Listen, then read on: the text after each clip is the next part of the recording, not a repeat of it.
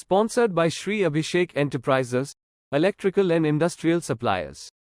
इसके अलावा भी कई लोक कल्याणकारी कार्यक्रम हमारे पास है, वो सब किए जा सकते हैं। कोई गरीब शादी करता है, 1 लाख रुपए दे देते हैं हम लोग। विद्यार्थी बाहर जाना चाहते हैं, 20 लाख रुपए का स्कॉलरशिप देते हैं हम लोग, जो बाहर देशों में पढ़ने के लिए।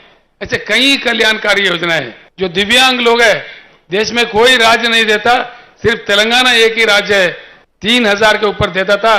तेलंगाना दशाब्दी उत्सव में मैंने अभी अनाउंस किया, उनको 4000 मिलेगा पर महीने। यहाँ पे पेंशन क्या मिलता है? मेरे ख्याल से कोई 600 रुपए मिलता है। तेलंगाना में हम 2000 रुपए पेंशन देते हैं। मैं महाराष्ट्र वासियों को, जो पेंशनदार है, उनको खुलकर कहता हूं, महाराष्ट्र में बीआरएस का सरकार लाओ, पूरे किसान के काम भी हो जाएंगे और वेलफेयर मेजर्स भी, आपको पेंशन 2000 मिलेगा, बाजाब्ता मिलेगा, किसी का दिवाला नहीं निकलेगा, बिल्कुल बाजाब्ता आराम से दे सकते हैं। अगर महाराष्ट्र वो कर दे तो महाराष्ट्र सरकार का दिवाला निकलेगा। हाँ, जरूर निकलेगा दिवाला। निवाला निकलेगा नेताओं का और दिवाली होगा किसानों का। मेरा एक बात है, मुझे समझ में नहीं आता, अभी अभी हम शुरू हुए महाराष्ट्र में, इतना आक्रोश क्यों है इतने सारे पार्टियों में? इतनी घबराहट क्यों है? हड़बड़ी क्यों है? इतना आक्रोश इतने छोटी पार्टी के लिए? 4 महीने हो गए हम यहां शुरू होके, कोई पार्टी हमें नहीं छोड़ रहा है।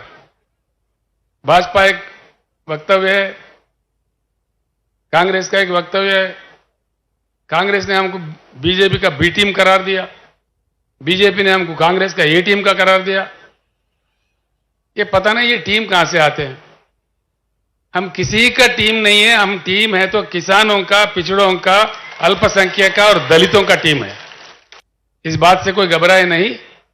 हम अगर टीम है, जैसा बालके जी ने कहा, पक्का पहली बार हिंदुस्तान में कहीं कहीं लोग कहीं कहीं नारे दिए, सिर्फ बीआरएस ही इकलौता एक ही पार्टी है जिन्होंने दिल फाड़ के कह दिया कि अब की बार किसान सरकार। पहले कोई पार्टी ने इस बात नहीं कहा। क्यों नहीं कहा भाई? 60% लोग तो खेती किसानी से जुड़े हुए हैं। किसान को और कामगार को जोड़ दो तो 60% से ज्यादा हो गए। अब इन लोगों को डर लगा है भाई, सब साफ साफ मालूम हो रहा है किसान जुड़ रहे बीआरएस के साथ, तो इसलिए उल्टा सीधे बात करने लगते हैं, बड़ा अजीब अजीब कमेंट्स करते हैं। मैं आपको साफ बताना चाहता हूं, ये तेलंगाना या महाराष्ट्र तक के लिए सीमित पार्टी नहीं है। आज के भारत के जितने भी समाधान, जितने भी प्रश्न हैं, जितने भी समस्याएं हैं, उसका एक ही समाधान है कि भारत का परिवर्तन। परिवर्तित भारत ही हमारे सारे समस्याओं का समाधान है।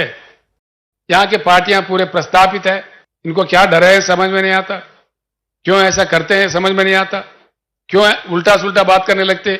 हमारा जो एजेंडा है उस एजेंडा पे बात करो, उस एजेंडा डिस्कस करो।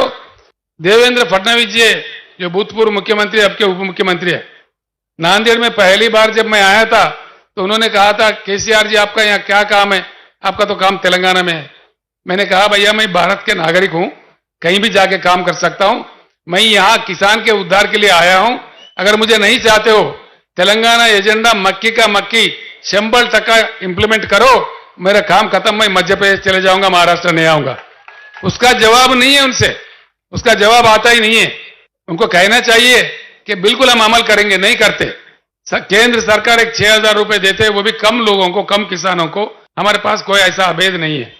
पूरे किसान जितने भी है, 70 लाख किसानों को हम रईतु बंधु जो स्कीम है 10,000 देने वाला, छोटा बड़ा सब किसानों में देते हैं, कोई भेदभाव नहीं है उसमें। इसी प्रकार का यहां भी आना चाहिए। लेकिन जैसा बीआरएस ने प्रवेश किया महाराष्ट्र में, फिर 6000 का ऐलान हुआ। वो किसको देंगे?